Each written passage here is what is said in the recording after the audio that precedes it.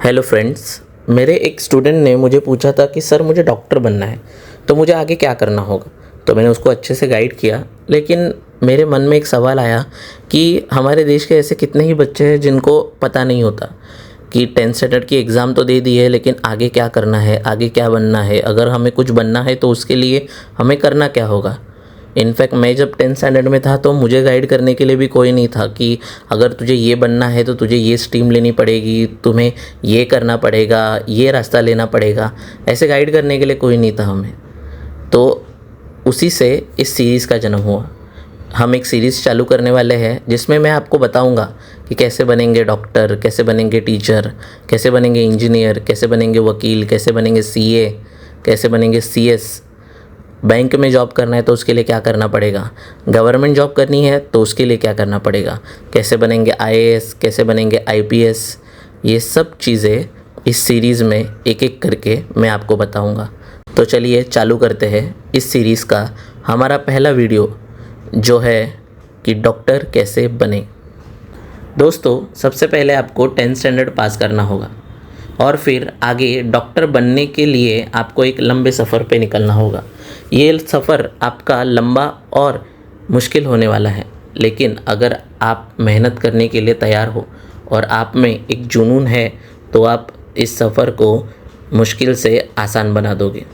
याद रखना, एक एक स्टेप बहुत इम्पॉर्टेंट है।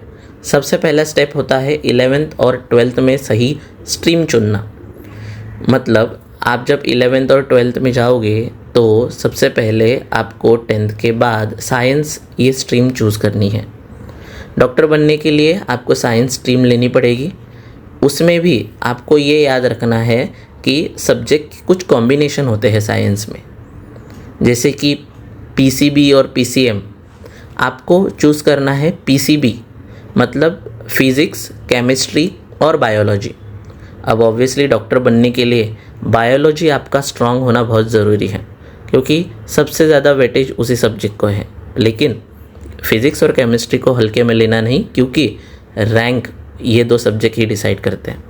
तो सबसे पहला स्टेप क्या है, 11th में आपको साइंस लेना है और साइंस के अंदर आपको पीसीबी, फिज़िक्स, केमिस्ट्री, बायोलॉजी ये सब्जेक्ट कॉम्बिनेशन लेना है, और बायोलॉजी अच्छी होनी ही चाहिए।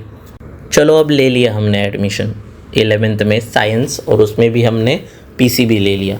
अब आगे क्या, तो आपको 11th 12th के बाद नीट की एग्ज़ाम देनी होती है। अब ये नीट की एग्ज़ाम क्या है, तो ये है नेशनल एलिजिबिलिटी एंट्रेंस टेस्ट। जिसे भी डॉक्टर बनना है उसे ये नीट की एग्ज़ाम देने बहुत ज़रूरी है। इंडिया में किसी भी मेडिकल कॉलेज में अगर आपको एडमिशन चाहिए तो आपको ये नीट की एग्ज़ाम देनी पड़ेगी। इसमें आपका जो रैंक आता है उस रैंक के हिसाब से आपको कॉलेज अलॉट होते हैं। जितना अच्छा रैंक उतना अच्छा कॉलेज और उतनी अच्छी आगे की पढ़ाई और आपका फ्यूचर।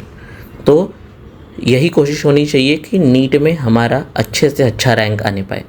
और याद रखना, इसकी पढ़ाई कब से चालू करनी है, तो आपको 11th स्टैंडर्ड में एडमिशन लेने के साथ ही आपकी पढ़ाई चालू कर देनी है, क्योंकि 11th और 12th ये 2 साल आपको अपने सिलेबस के साथ साथ नीट का सिलेबस भी स्टडी करना होगा, तभी आप अच्छी रैंक ला पाओगे। इसका मतलब 11th और 12th इम्पोर्टेंट नहीं है जी, बहुत इम्पोर्टेंट है। याद रखना, आपका जो 11th और 12th का सिलेबस है यही नीट का बेस होता है। और एनसीईआरटी का स्टडी करना भूलना मत, क्योंकि बायोलॉजी के 80 to 90% क्वेश्चंस ये एनसीईआरटी के बुक से आते हैं। तो याद रखना, आपको उसकी अच्छे से स्टडी करनी है, क्योंकि जितनी अच्छी स्टडी करोगे उतना अच्छा रैंक आएगा और उतना अच्छा आपको कॉलेज अलॉट होगा और आगे की फ्यूचर की पढ़ाई होगी। आप इसके लिए कोई कोचिंग या गाइडेंस भी ले सकते हो किसी से।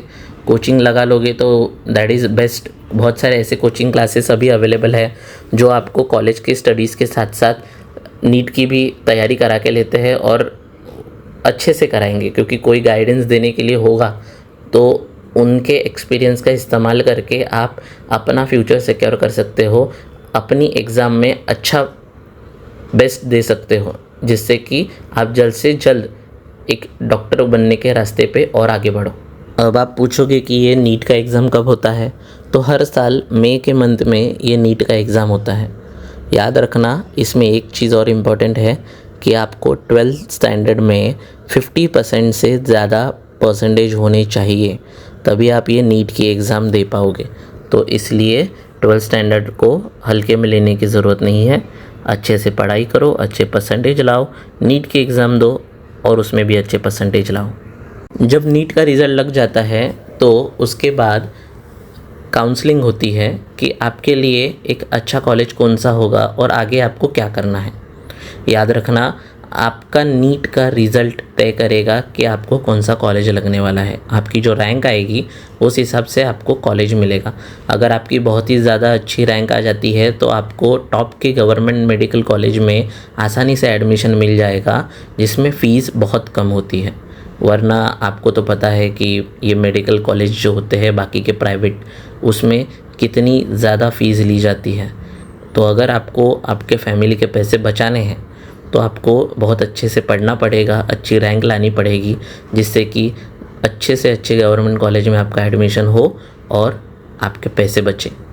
अब कॉलेज में एडमिशन लेते वक्त आपको मेडिकल फील्ड में कौन सा करियर करना है, ये आपकी चॉइस होगी। सबसे पहले आता है MBBS। इसका मतलब है bachelor of medicine and bachelor of surgery. तो ये सबसे डिमांडेड वाला कोर्स है जो सबसे ज़्यादा स्टूडेंट्स करते हैं। इसका मतलब इसमें आप बनते हो एलोपैथिक डॉक्टर। इसमें आपको 5.5 साल लगेंगे ये MBBS का कोर्स कंप्लीट करने के लिए। तो पहला था हमारा ये MBBS जो ज़्यादातर बच्चे करते हैं। उसके बाद आता है BAMS, bachelor of Ayurvedic medicine and surgery. इसको करने के लिए भी आपको 5.5 साल लगेंगे और आयुर्वेदिक डॉक्टर बनोगे आप। उसके बाद आता है BHMS, मतलब bachelor of homeopathic medicine and surgery. इसको भी 5.5 साल लगते हैं और आप एक होम्योपैथिक डॉक्टर बनोगे। उसके बाद आता है BDS, मतलब बैचलर ऑफ डेंटल सर्जरी। इसको करने के लिए आपको 5 साल लगेंगे और आप बनोगे डेंटिस्ट, दांतों के डॉक्टर। तो इस तरीके से ये चॉइस है जो आप ले सकते हो। या तो आप MBBS कर लो, BAMS कर लो, BHMS कर लो, या फिर BDS मतलब डेंटिस्ट बन जाओ। तो आप अपने चॉइस के हिसाब से आपको क्या बनना है, कौन सा डॉक्टर बनना है, उस हिसाब से ये चॉइस कर सकते हो। तो ये था डॉक्टर बनने का रोड मैप। अब इसमें कुछ बातें बहुत ज़रूरी हैं, जैसे कि कंसिस्टेंसी, रोज़ पढ़ना है, लगातार पढ़ना है। 11-12 का सिलेबस बहुत इंपॉर्टेंट है, उसके ऊपर भी ध्यान देना है। अच्छे परसेंटेज लाने हैं जिससे कि आप आगे जाके नीट का एग्ज़ाम दे पाओ। नीट के एग्ज़ाम में भी अच्छे रैंक लानी है जिससे कि आपके पैसे बचे और अच्छा गवर्नमेंट कॉलेज मिले।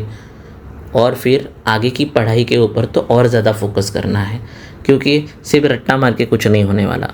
अगर आप डॉक्टर बन रहे हो तो लोगों की जान आपके हाथों में होती है, आप लोगों को सेव करने वाले हो। अगर रट्टा मार के डॉक्टर बनोगे और बाद में कुछ याद ही नहीं रहेगा, या फिर आप किसी काम के ही डॉक्टर नहीं रहोगे, तो क्या ही डॉक्टर बने। तो इसीलिए कंसेप्ट समझ के लीजिए, सारी चीज़ें समझ के लीजिए। जो लोग समझ कर ये सारी चीज़ें करते हैं वो एक अच्छे डॉक्टर बन पाते हैं। तो रट्टा मारने का रास्ता मत अपनाइएगा। और फिर टाइम मैनेजमेंट भी देखिए कि आप डेली कितना पढ़ रहे हो। आप नीट के जो क्वेश्चन पेपर्स है, जो पहले के पेपर्स हैं, वो गो थ्रू करिए कि कैसे सवाल आते हैं, कितना टाइम मिलता है, उस टाइम में उतने सवाल अटेम्प्ट हो पा रहे कि नहीं, डिफ़िकल्टी लेवल क्या होती है, इजी है, मीडियम है, हार्ड है, ज़्यादा क्वेश्चंस कौन से टॉपिक पे आते हैं, और किस तरीके से पढ़ाई करनी है जिससे ज़्यादा से ज़्यादा कंसेप्ट मेरे दिमाग में रहे और मैं एक बेटर डॉक्टर बन पाऊँ। तो यही सारी चीज़ें थी जो मुझे आपको बतानी थी। आई होप सो आपको समझ में आया होगा कि आप डॉक्टर कैसे बन सकते हो। तो जिन्हें भी डॉक्टर बनना है, ऑल द बेस्ट। ये रोड मैप आप फॉलो करिए, और कुछ भी प्रॉब्लम हो तो कमेंट सेक्शन में आप कमेंट कर दीजिएगा, आपके सवालों के जवाब मैं दे दूँगा। और नेक्स्ट वीडियो आपको किस टॉपिक पे चाहिए, आपको क्या बनना है, ये ज़रूर कमेंट करना भूलना मत। मिलते हैं नेक्स्ट वीडियो में। Thank you so much.